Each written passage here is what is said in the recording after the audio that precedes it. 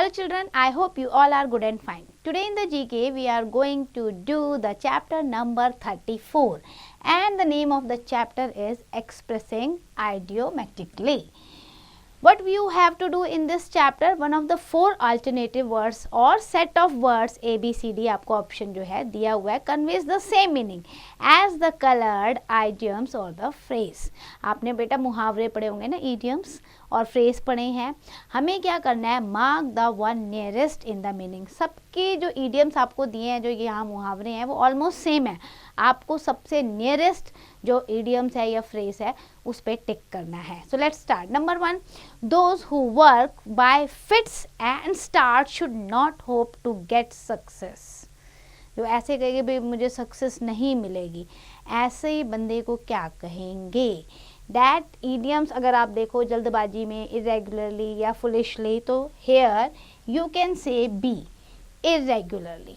Second, you can not expect any monetary help from such a close fisted man. तब कैसा लगता है कि जिसको आप बहुत क्लोजली जानते हो और वो भी आपको मॉनेटरी हेल्प नहीं कर रहा है, तो हम क्या कहते हैं, माइजर, कंजूस कहीं का. तो हम सी पे टिक करेंगे.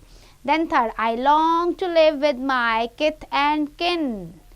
It means close relatives के साथ मैं रहना चाहता हूँ. तो यहाँ पे भी आप C पे टिक करेंगे. Now moving to the fourth, many people join the ruling party because they have an axe to grind. तो ruling party को इसीलिए ज्वाइन करना चाहते हैं क्योंकि उन्हें लगता है कि हमारा कुछ इंटरेस्ट फुलफिल होगा. तो यानी कि selfish interest. Then moving to the fifth one, the ancestral property is the apple of discord between the two brothers. है ना, दो भाइयों के बीच में अगर पुरानी प्रॉपर्टी मिल जाए तो उसे हम क्या कहते हैं, वो तो भैया लड़ाई झगड़ा होगा ही होगा अगर बराबर नहीं बटेगी. सो मैटर ऑफ डिस्प्यूट यानी कि सब्जेक्ट ऑफ डिस्प्यूट. बी पे आप टिक करेंगे. Now moving to the sixth one, I found his book and clothes lying at 6s and 7s. Here and there. अगर आपकी बुक इधर उधर फैली हुई है तो हम क्या कहेंगे, in disorder. Now moving to the seventh one. Seventh is by getting him dismissed from service you have hit him below the belt. सो इसका मतलब क्या है, मतलब सर्विस से भी हिट हो गया बुरी तरीके से, मतलब उसकी नौकरी भी चलेगी. तो ऐसी सिचुएशन को हम कहेंगे अटैक्ड अनफेयरली. एक तो नौकरी भी गई, ऊपर से आप मार भी रहे हो, means attacked unfairly. Now moving to the eighth one.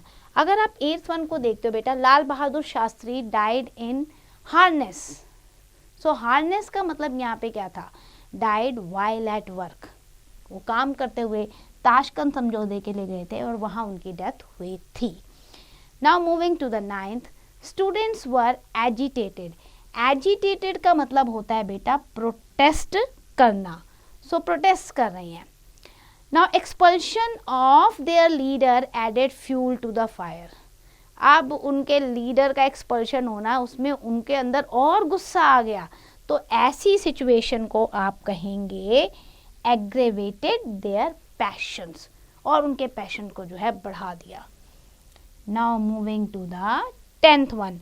Tenth one देखो, his expectation of becoming an MLA have gone up in smoke. कहीं उड़ गई, धुएं में उड़ गई उनकी एक्सपेक्टेशन MLA बनने की. तो यहाँ पर आप लिखेंगे कमिंग टू नथिंग, कुछ भी नहीं मिला. So that is. So in this way you have filled all the idioms. Now it's your turn. Learn the exercise carefully.